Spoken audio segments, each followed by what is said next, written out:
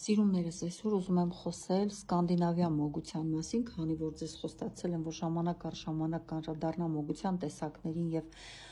իրենց հետ առնչվող թեմաներին, այսօր մեր թեման լինելու է սկանդինավյան մոգությունը։ Սա հին գերմանական սկանդինավյան ցեղերի հոգևոր կյանքի դիցաբանության անբաժանելի մասն է կազմում։ Այն հիմնված է բնության ուժերի, աստվածների հետ հաղորդակցման եւ ճակատագրի թելերի մանիպուլյացիաների վրա։ Հիմնականում սկանդինավյան մոգության մեջ կա 3 այսպես ճյուղ, Սեյդեր, սա շամանական մոգություն է, որը կապված է տրանսային վիճակների եւ կանխագուշակությունների հետ։ Այն հիմնականում իրականացնում են կին կախարդները, վյոլվանները,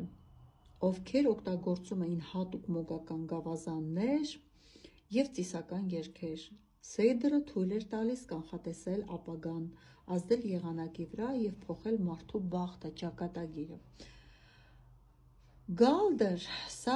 ձայնային մոգություն է, հիմնված է հատուկ ռիթմիկ, երգեցողության եւ անեծքների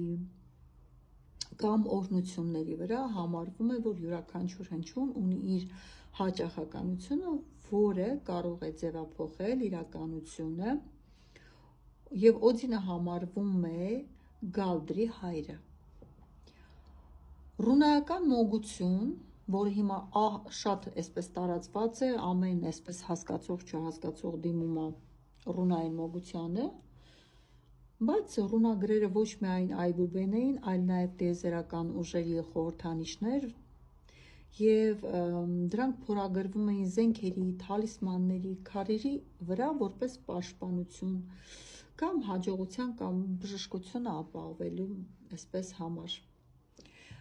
Սկանդինավյան խորհրդանիշների եւ գործիքների մեջ ամենակարևորը համարվում էր լայնորեն կիրառվող հետևյալ խորհրդանշերը. Մյոլնիր, թորի մուրճը, պաշտպանության եւ օրհնության հզոր նշանը, որը կրում էին որպես թալիսման, Վալկնուտ, Օդինի հետ կապված 3 միահյուսված եռանկյունները, որոնք խորհրդանշում էին կապը կյանքի մահվան եւ 9 աշխարհների միջև։ Աղեղության սաղավարտը ութաթև խորհրդանիշ, որը օգտագործվում էր թշնամու մեջ վախ սերմանելու եւ մարտիկին պաշտպանելու համար։ Վեգվիսիր հայտնի է որպես վիկինգների կողմնացույց, որն օգնում էր չմոլորվել ճանապարհին, նույնիսկ անհայտ տեղանքում, նույնիսկ անտառում, Մոգության այսպես սոցիալական դերը համարվում էր երկսարի զենք, թեև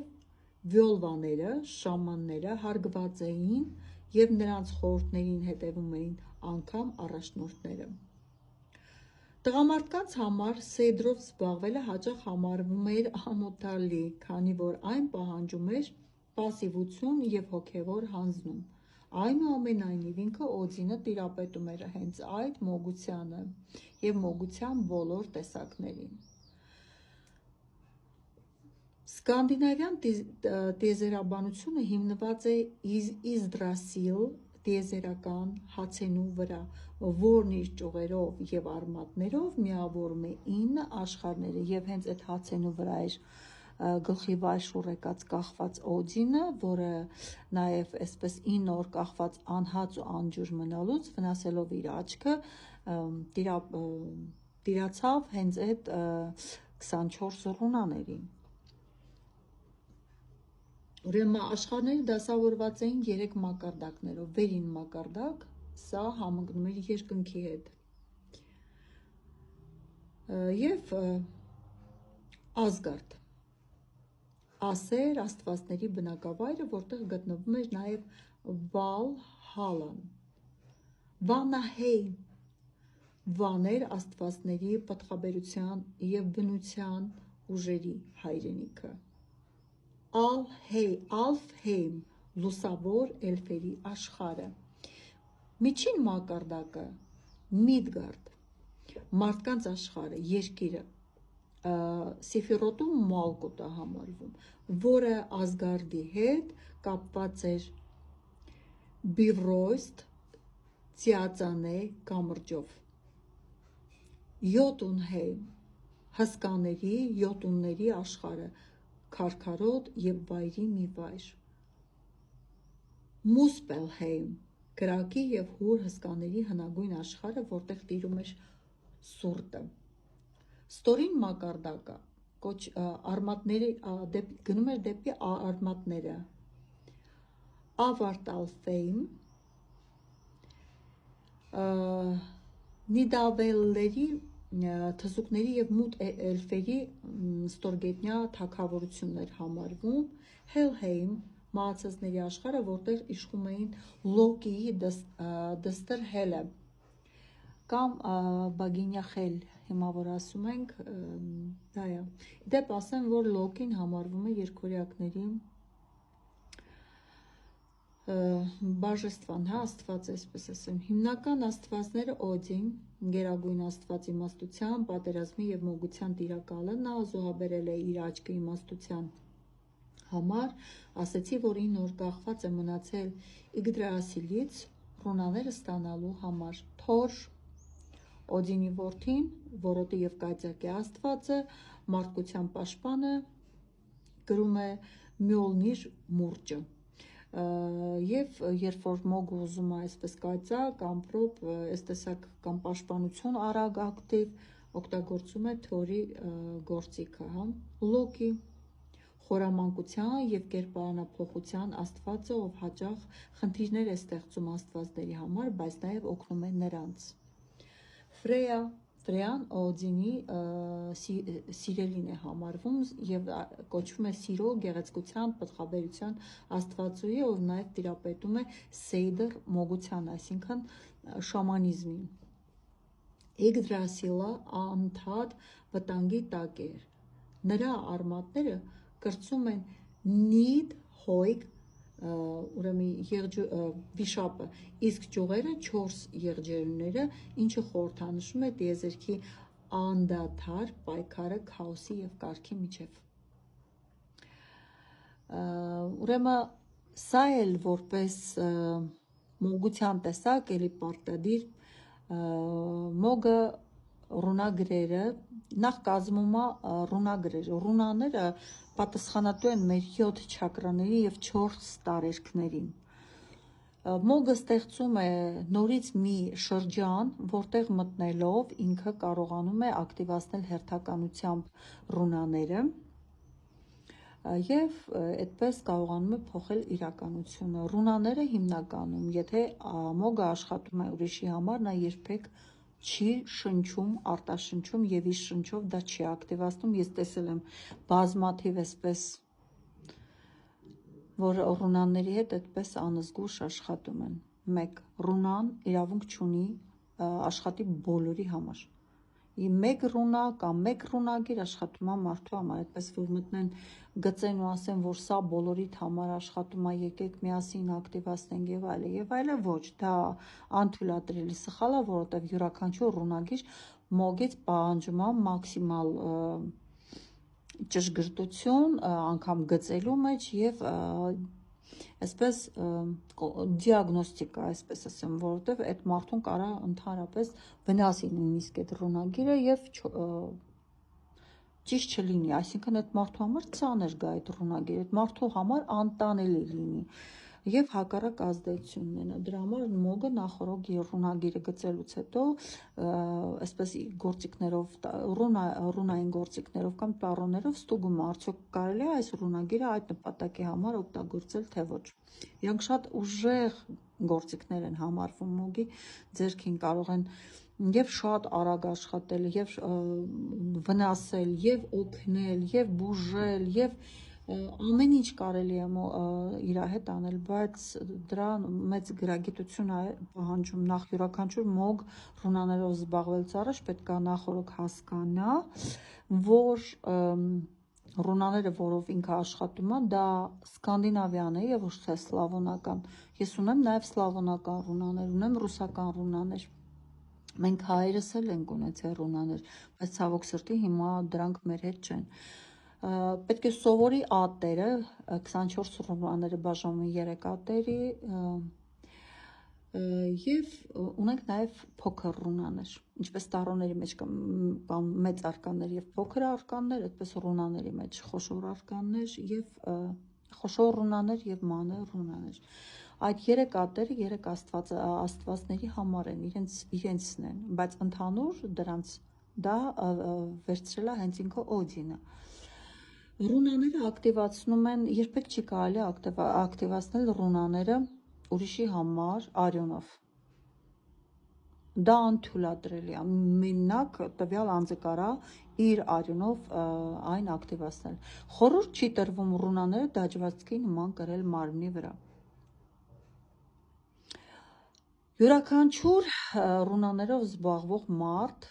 ինքը 24 շաբաթ տարբեր ռունաներով ապրել է։ Այսինքն ռունան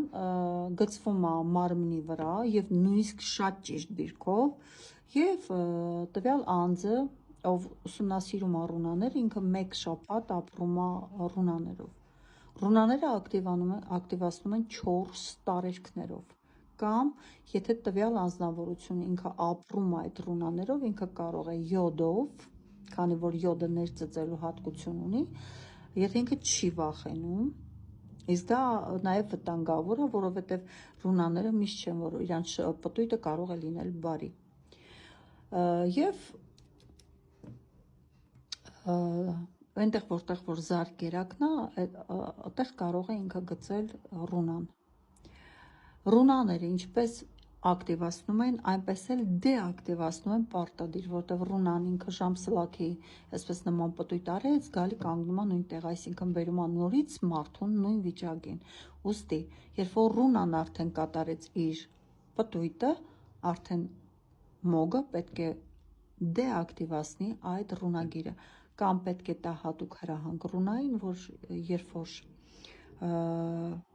այն ծրագիրը, որ դրված է իր մեջ, կատարելուց հետո ինքն իրանով դեակտիվանա։ Այս աստվածությունները սիրում են շատ մեծ հարգանք, կուլտուրա եւ հիգիենա մոգի կողմից։ Յուրաքանչյուր մարդ չի, որ իրեն թույլ տրված է քիթը խոթել այս տեսակ մոգության մեջ։ Յուրաքանչյուր մարդու համար չեն մոգության տարբեր ճյուղերը, օրինակ հարկավոր է գերեզմանոցային մոգության հետ կապված մարդ հաշվի առնի իր ասցենդենտը եւ իր ընդունենք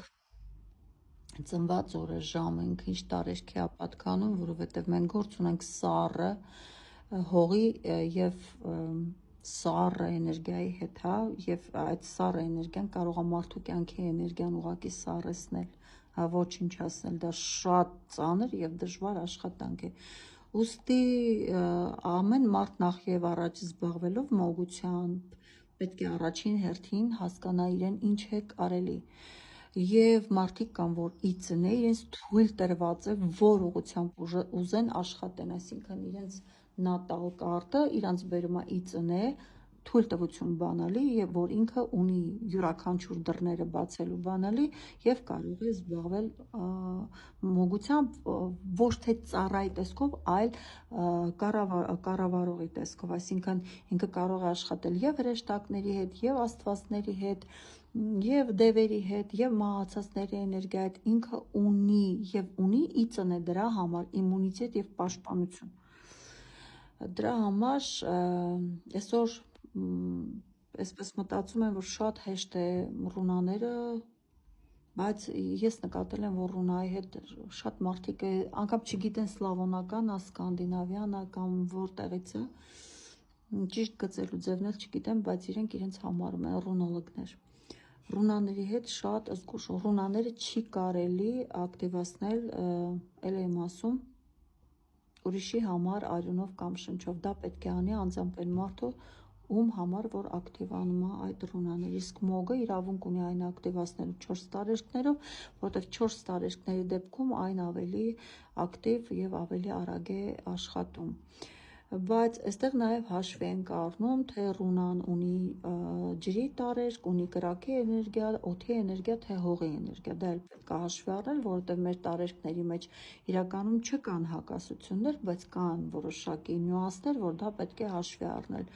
Օրինակ կրակից հետո գծել ջրի էներգիայով ռունա, ջուրը կարող է հանգեցնել կրակը։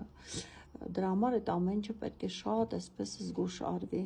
Իսկ ես վստահ եմ, որ շատ շատերը չգիտեն, որ ռունան է պատկանում կրակի տարերքին, որը օդի, որը ջրի, որը հողի եւ ինչ հերթականությամբ այն պետք է գծել, որպեսզի տվյալ անձը ուղղակիորեն չվնասվի։ Այսպես, այսքանը ռունիկ մոգության մասին, իհարկե շատ ահավոր ծավալուն թեմա է, այսպես իր միֆոլոգիան հաստ գրքեր են, բայց այսքանը կարծում եմ մոտավորապես պատկերացրեցիք իրանից ինչ է ներկայացնում ռունագիրը։ Երբեք մի օգտվեք ընդհանուր ռունագրերից, էջերում, YouTube-ում, TikTok-ում ռունագրեր, որոնք տրվում են ձեզ, որովհետև այնտեղ կարող է դրված լինել լրիվ այլ ծրագիր եւ այսպես դուք ընկնեք ցանցի մեջ։ Ձեզանից այդ ռունագրերի միջոցով եւ կյանքի էներգիա տանեն, եւ ֆինանսի էներգիա տանեն, եւ առողջության էներգիա տանեն, եւ փակեն ձեր ճանապարհները, հա այնտեղ տրված է, որ ռունագիրը բացում է ճանապարհը, բայց քանի որ դուք չգիտեք ինչպես գծել, ինչպես հերթականությունը պահպանել կամ ինչ խոսքեր ասել, ռունագրերը պարտադիր ակտիվացվում է հրահանգով երբեք չվնասել։ Այսպես, նիհարեցնելու ռունաները, ռունագրերը, հա, նիհարել, հա, մարդուն գցում են քաղցկեղի աստիճանի, դե մարդը նիհարում է, հա, ինչ ռունան իր ծրագիրը անում է, բայց ինչ ձև է անում, մարդուն վնասելով, դրա համար ռունայի հետ պետք է շատ զգուշ լինել, այսքանը։ Մենք կխոսենք տարբեր տեսակի մոգության մասին, կարծում եմ մեր հաջորդ խոսակցությունը կլինի վուդուի մասին, այսպես շատ էֆեկտիվ, շատ ռուսերեն երևի ասեմ այդ բառը հզոր, հա, մոշնի ավելի շուտ, այսպես հզոր, ուժեղ կուլտ է ինքը, ես շատ եմ սիրում վուդուն, բայց վուդուի համար էլ մոգին ահագին պայմաններ է պետք, որ մենք հիմա չունենք, այսինքն մեր այնտեղ որտեղ մենք ենք ապրում, մենք չունենք դրա հնարավորությունը, որ այն լիաթոք եւ լիարժեք կարողանանք կիրառել։